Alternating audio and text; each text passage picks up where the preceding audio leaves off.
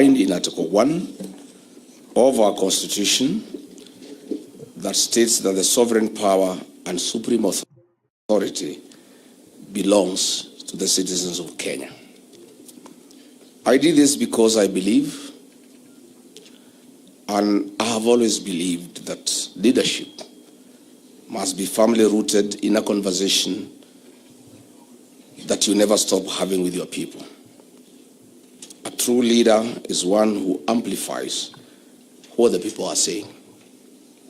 To be a leader is to firmly embody the will of the people.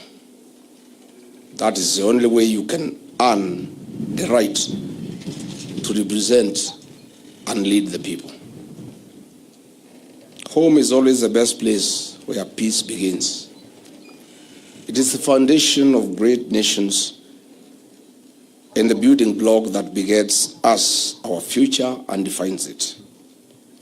It is where elders and kinsmen meet and make decisions. As Chinua Achebe puts it in his book, Things Fall Apart, and I quote, "A man who calls his kinsmen to a feast does not do so to save them from starving. They all have food in their own homes. When we gather together in the moonlit village ground, it is not because of the moon. Every man can see it in his own compound. We come together because it is good for kinsmen to do so. I retreated to this small village, not because there was no any other place I could have gone and listened. I did this because the prevailing state of our nation is very dire, and this has continuously bothered me, just like it has bothered 55 million Kenyans. Kenya was and is falling apart. I retreated to listen to Kenyans who, for far too long, have remained unheard. When we began, we never knew it would have been this phenomena as it has been. We took 45 days, but it is stretched to 55 days to allow us to listen more and allow Kenyans from all walks of life the opportunity to be heard. My countrymen, first and foremost, I thank God for His grace and guiding this task to a joyful finish. I also appreciate my family, my wife, Reverend Dorcas, and my sons, Kevin and Keith, for their support and unwavering love. I also thank my neighbors, my advisors, and my personal staff for their support and sacrifice throughout these days. I've been here in the village, and I want to thank all leaders, both elected leaders and aspirants for our party, and those in the United Alternative Government for their visits, advice, moral support, and encouragement over the last 55 days. I deeply appreciate the thousands of Kenyans who came here for rigorous conversations and debates. Kenyans who called in and whom we held countless virtual meetings late into the night. I assure you that your views and opinions have been heard, and I hold them dear to my heart. Fellow countrymen, since independence, Kenya has stood strong. The people of Kenya are resilient. We are known world over for whom we are: God-fearing, strong-willed, hospitable, law-abiding, industrious, hard-working, patriotic, resolute, affirmative, honest, and peaceful. Kenyans hold values as spelled out in our Constitution. Our new Constitution brought forth great changes to our development agenda, well-being, and our democracy.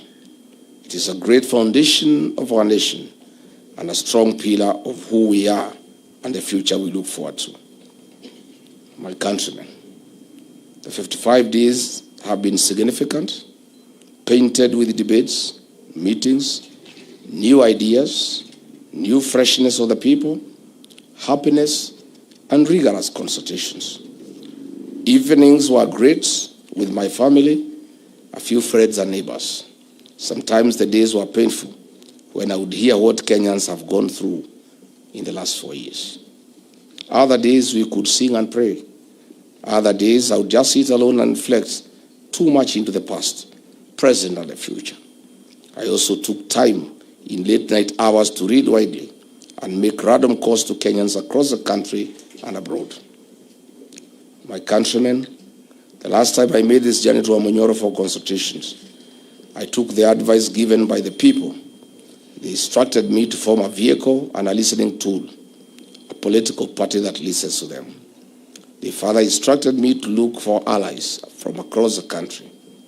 Out of that conversation then came the democracy of the Citizens Party and the many allies I now have: my cousins, my in-laws, my brothers and my sisters. We are now a family, the United Alternative Government of Kenya.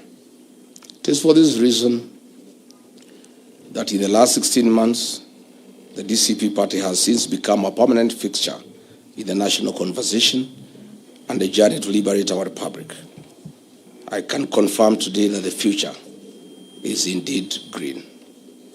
Ladies and gentlemen, we all know that in 351 days, on the 10th of August 2027, less than a year from today, we shall go to the general election to elect a listening president and caring leaders.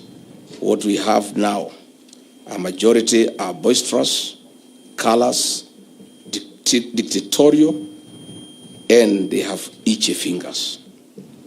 Kenyans who visited me told me that the final stretch of the race is upon us. And once again, as a leader, I needed the people to guide me.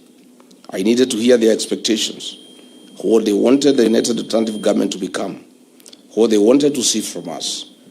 And when we finally remove this government, what the next government must do.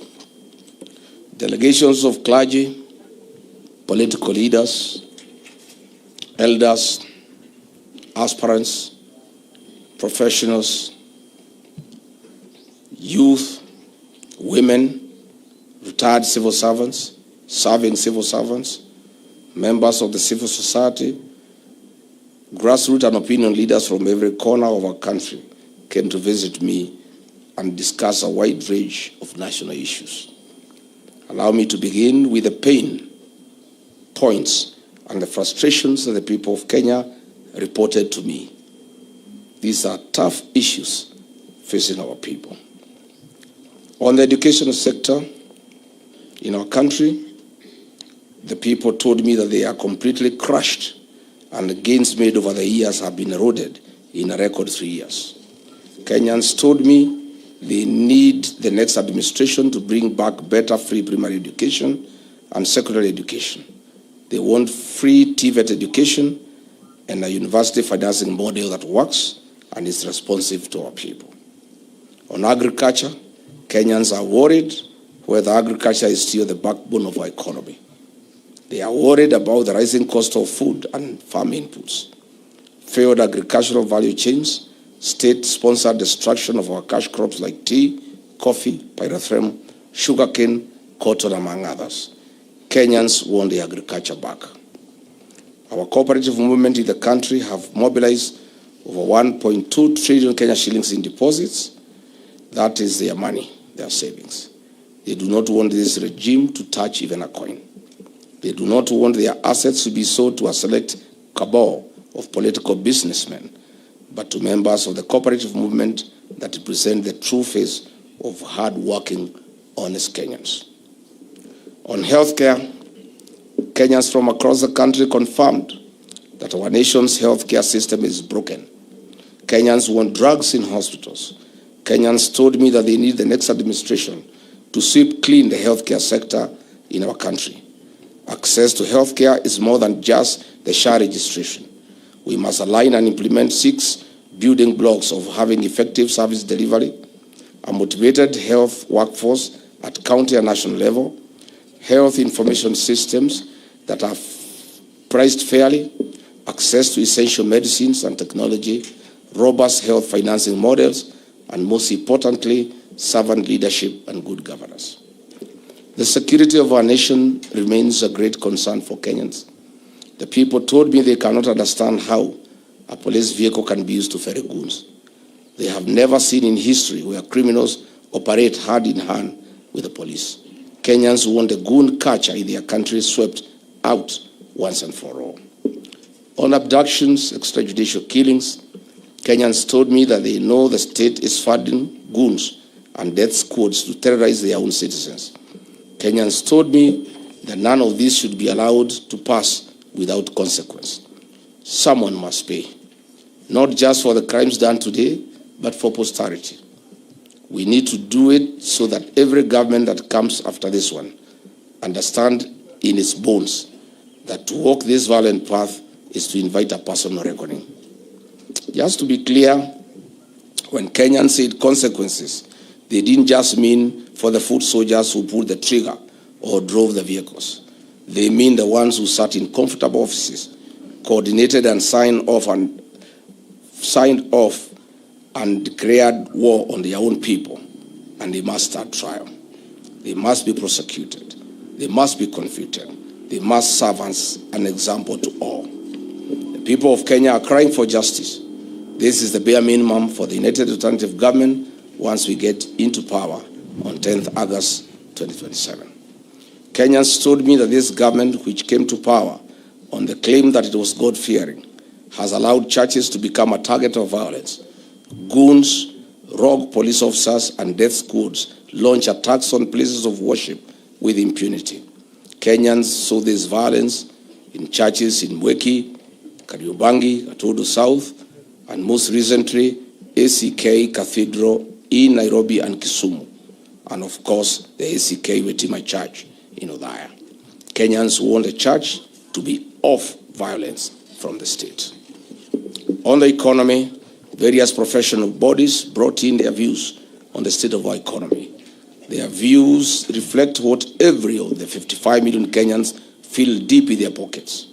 Their argument on paying bills as a ruthless mallet on our businesses. Further, the raiding of the payslip has greatly reduced people's earnings, household incomes, and affected purchasing power.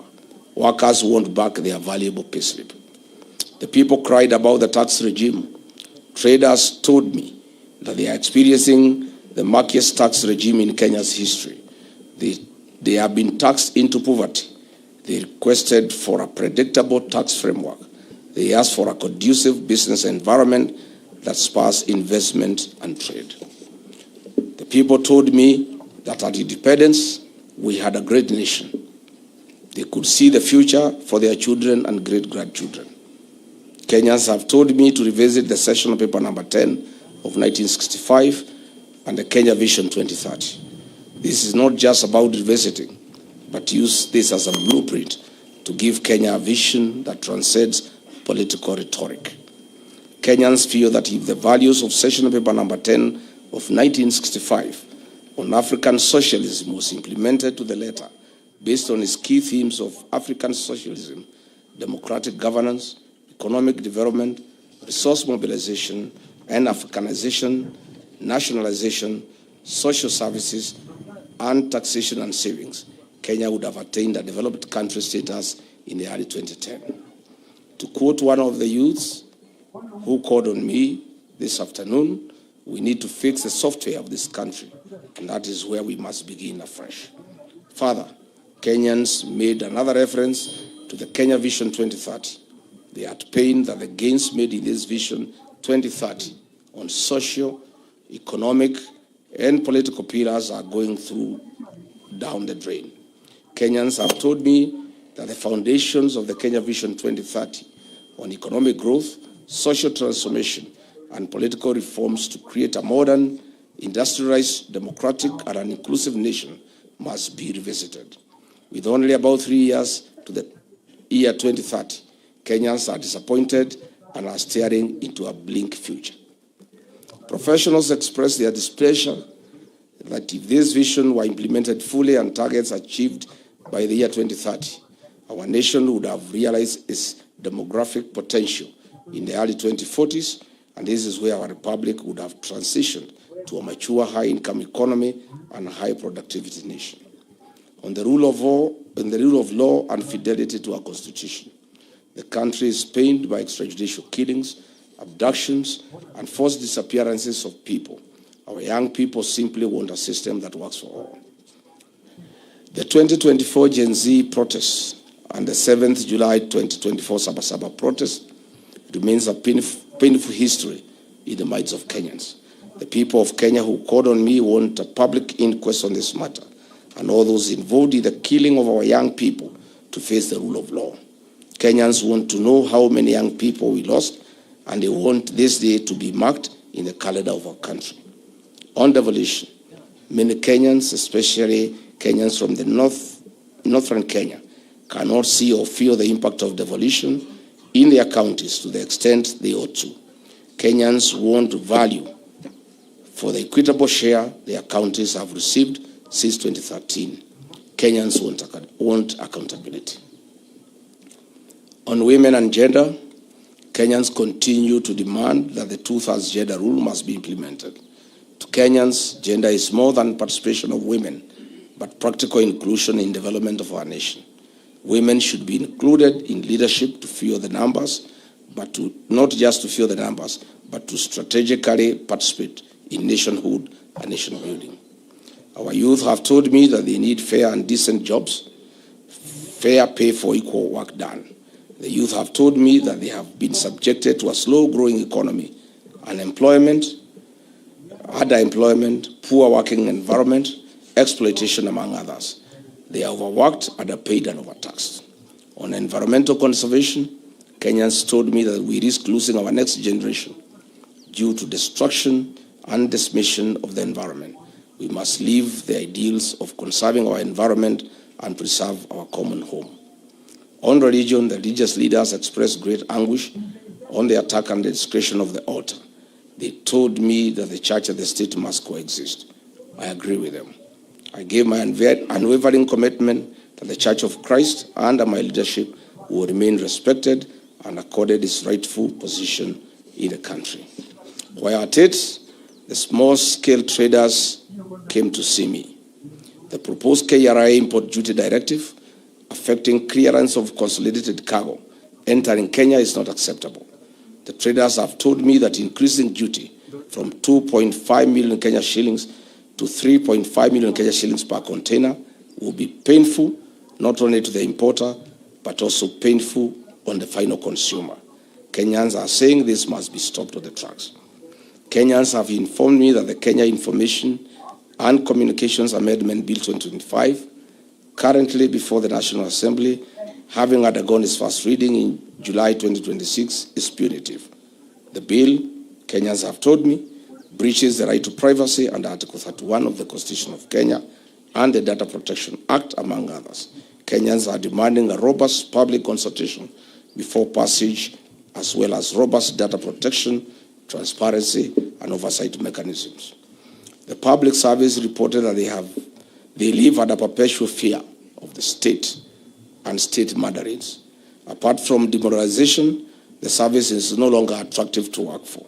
Kenyans have been instructed that the next administration must bring back the pride of the public service, as well as restoring the dignity of the payslip. On foreign affairs, the people of Kenya are simply holding their breath.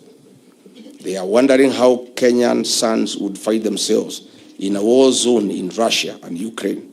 They do not understand how the government of Kenya would host a parallel government of Sudan run by internationally sanctioned criminals. Kenyans told me that they want a paradigm shift from political diplomacy to economic diplomacy that serves the interests of 55 million Kenyans and not one person. On sports, creative, and digital economy, the players in this sector informed me that they are exploited. There is no fair pay compared to their counterparts in developed economies. They feel completely left out. They charge me with the responsibility to craft a manifesto that places their dignity above everything else. On social security, this requires urgent reforms and an assurance that we can do better as a country. My commitment is an inclusive social welfare for every Kenyan, where no one will be left behind and their hard-earned savings are secure and invested prudently in nation-building projects. On energy and the generational infrastructure, Kenyans want an inclusive development program that is free from political patronage. They do not understand why the government of the day is involved in doing what the private sector should be doing. On illicit brews and drugs, Kenyans in one voice told me that we are back to the menace in a big way.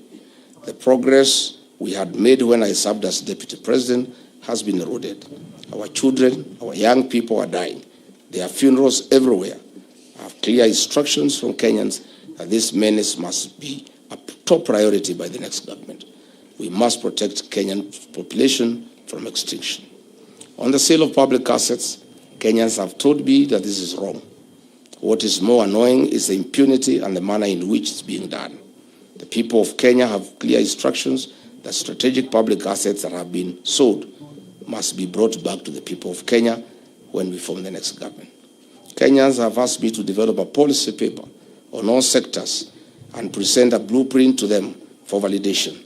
This will be done once I'm back from the United States of America, where I'm traveling later in the week. I'll present my blueprint based on what the people of Kenya want. Overall, the people told me that the covenant with the executive was broken and the promises made therein remain unfulfilled to date. Dear Kenyans and my countrymen, I have heard the people from the South Rift. They were abandoned by their leaders immediately after the elections, a cycle that has always recurred.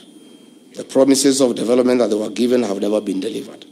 Their community land is being grabbed in broad daylight by people who fear no consequence because of their connection to State House. We discussed this and many other issues in that region.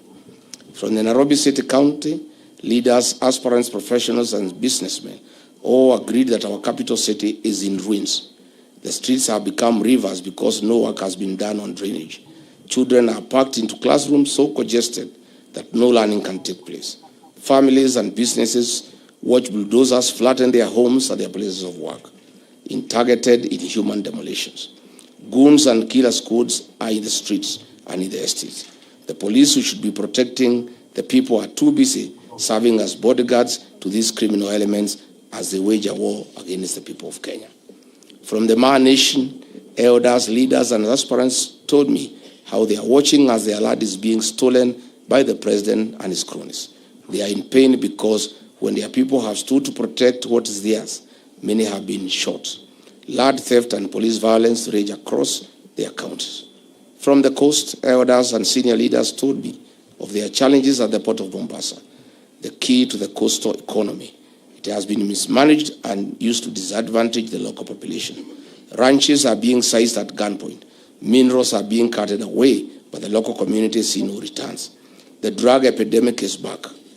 I spearheaded this fight as deputy president, but the gains have been lost. Drug dealers have been welcomed into the highest decision-making table, including sitting in the cabinet. This disease is devouring the youth at the coast. From northern Kenya, leaders, professionals, and concerned citizens told me of the absentee leaders who do nothing to combat the underdevelopment and entrenched poverty. Devolution, the promise that was supposed to bring government to their people, has instead seen resources disappear with little to show for it. The drought still comes, the water has still not come. For the western and western regions, the people reached out to me. They decry the sugar sector crisis, the reclassification of VAT increases cost of transporting sugar to the factories. The sale and leasing of sugar factories to private sector does not benefit only farmers, but the cabal that is hell-bent on pursuing selfish gains at the expense of 55 million Kenyans. For the North Rift, the people collectively spoke about the menace of banditry, cattle rustling, and the crop failure that has been experienced in the region. That warlords of violence are now eating in government, but the problems still remain. For the people of Mount Kenya region, I've heard your voice of unity. This will be done. We are one people and one nation. For the members of the fourth estate, They decried state harassment and curtailment of their freedoms that are enshrined in the Constitution. The media wants to be left free as espoused in our Constitution. This is only a sample of the discussions that I was having here in Omanyoro. Just a small fraction. There is much more. The work before us, which is required to liberate this republic and save our people, is truly significant. Fellow countrymen, each day when the delegations left and Omanyoro was quiet, I was left alone with the weight of their words. That weight was very heavy on my shoulders. I have said this before and I'll keep saying it so that Kenyan people know that I have not forgotten. I helped bring this administration to power.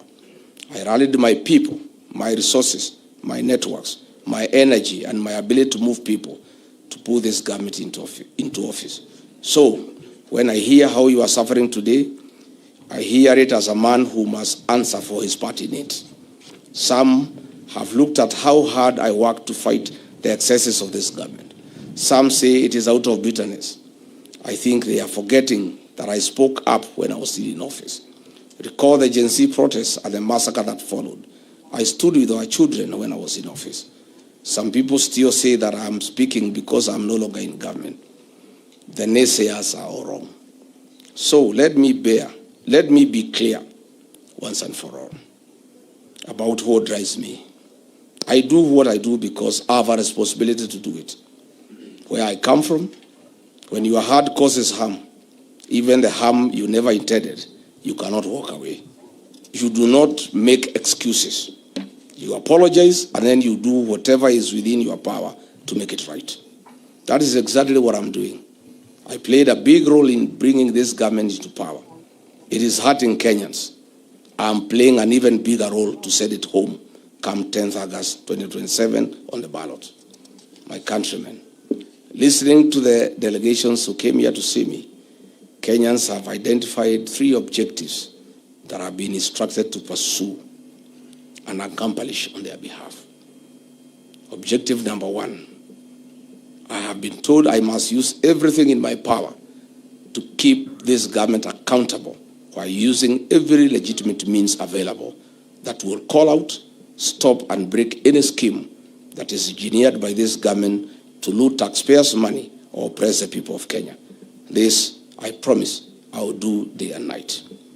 Objective number 2, the people have told me unanimously that for us to correct the evils that bedevil this country, William Ruto must be one term and must be sent home. That message was clear. To achieve that, I have been told and I'm persuaded that the United Alternative Government must identify one presidential candidate to face William Ruto in the next general elections. Kenyans have made it very clear that we cannot gamble or take any risk that might bring William Ruto back.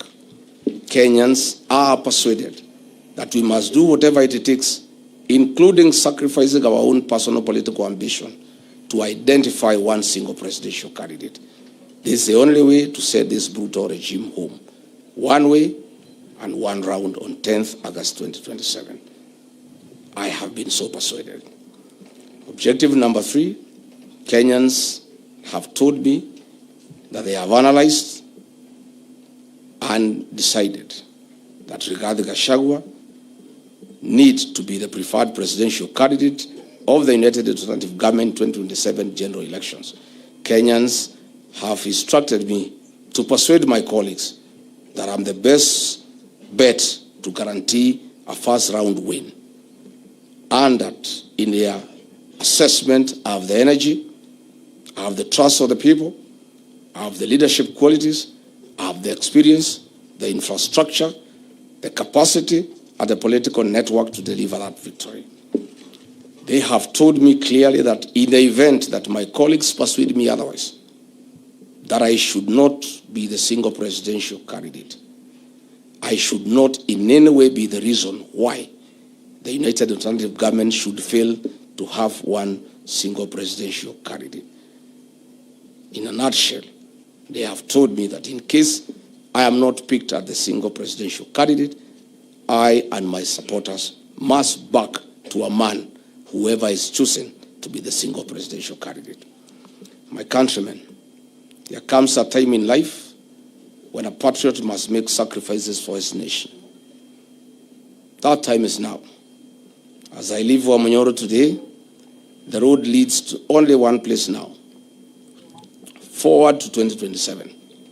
Forward to the liberation and restoration of our country's dignity. And forward to the Kenya you have been yearning and aspiring for. I'm ready to walk this road with you, and I stand ready to take on this fight. I assure you that the United Alternative Government is committed to ensuring fair, transparent, verifiable, credible, and democratic 2027 election and the liberation of the Kenyan nation and the restoration of the dignity of the Kenyan people. May God bless Kenya. May God help us liberate our great nation. I thank you.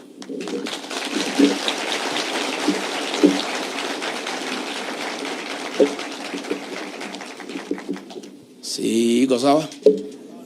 Iko sawa? Imeingia vizuri? Hata Kasongo amesikia? Kadi zinimo? One single?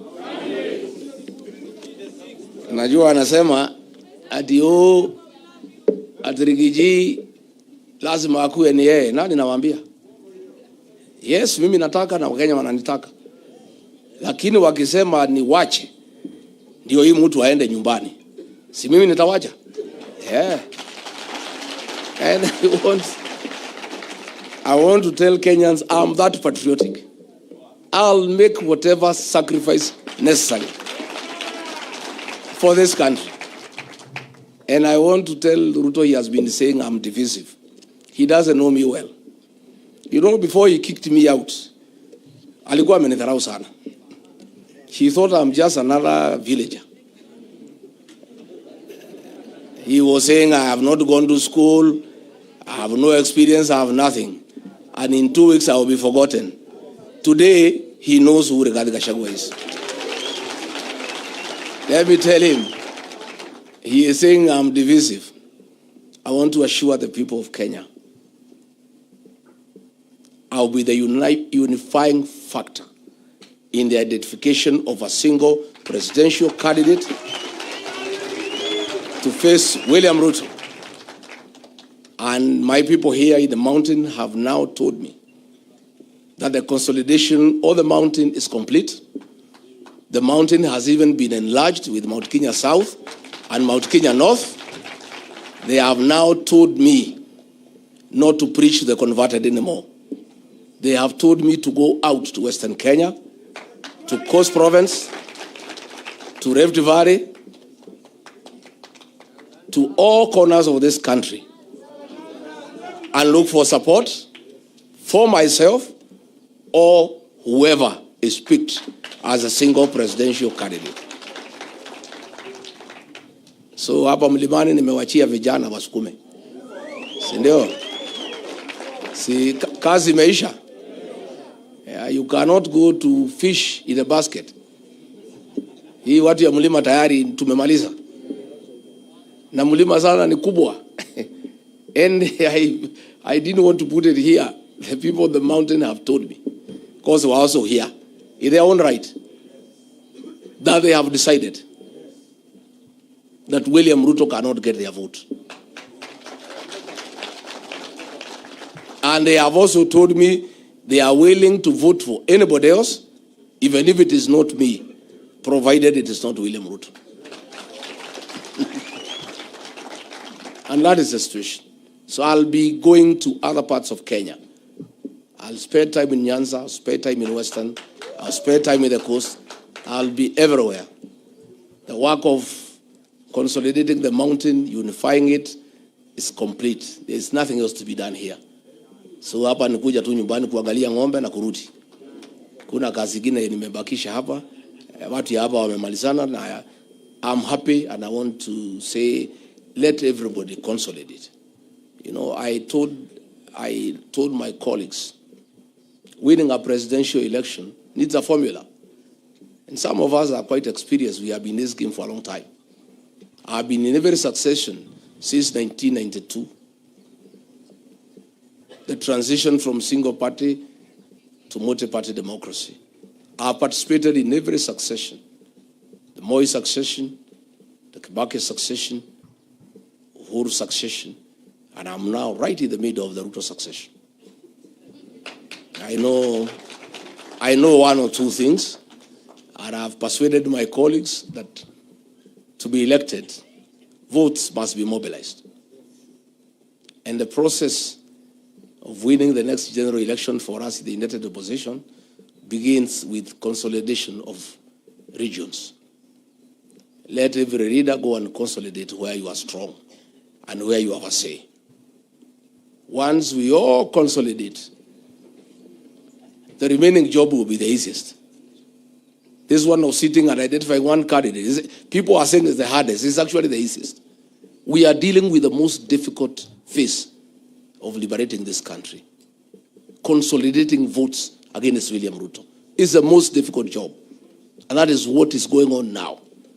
Picking a single presidential candidate is a simple job. We can meet one afternoon after lunch, and before dinner, the candidate is known. And we move on. So, wacha kila mtu aende aunganishe kura zake. Mimi yangu nimemaliza. Sasa, I want also to go nikatafute umaarufu kwingine. And people are saying, why does Rigathi spend all the time in the mountain? I'm just a smart politician.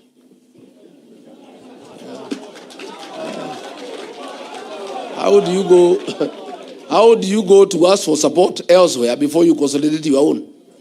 Charity begins at home. Now I can go comfortably to Western Kenya and say, hey, I have consolidated 80 million. Please, can we partner? And then I'm listened to because I'm a serious guy. So people are blaming, oh, mtu watoke mlimani. Now nimetoka. I was in Kipsigis land. I was received like a king. Yeah. The man nation I've conquered. Hapo yote ni Rigathi na DCP. Kipsigis naendelea na it's going on very well. Kanairo nimemaliza. Sasa so nataka sasa ningangane na Western, si ndio?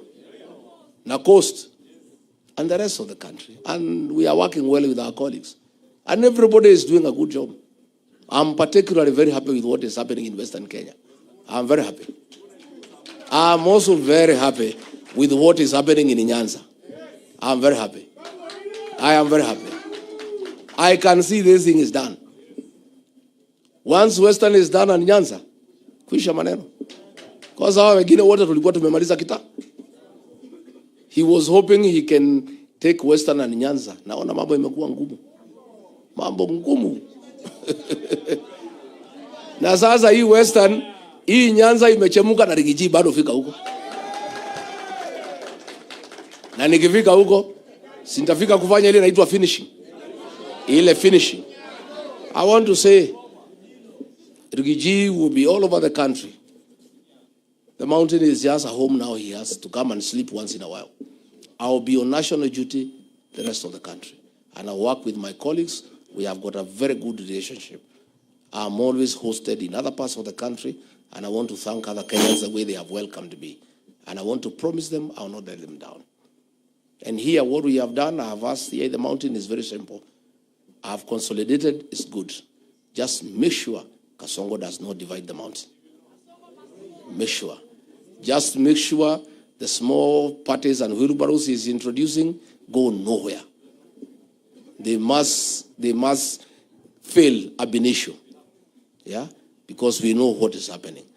And I've told the people of Kenya to appreciate and understand why I was consolidating the mountain.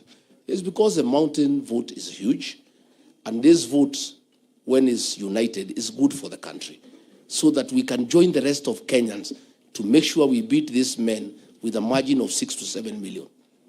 And I want to report to the rest of Kenya, the 8 million here to said William Ruto is available.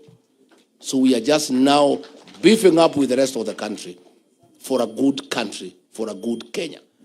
And some of us, people may not understand us. We are nationalists. We mean well for this country.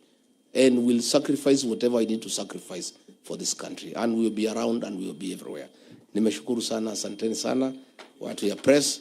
Thank you very much. Mungu awalinde and na nyinyi vijana mkienda nyumbani muende vizuri.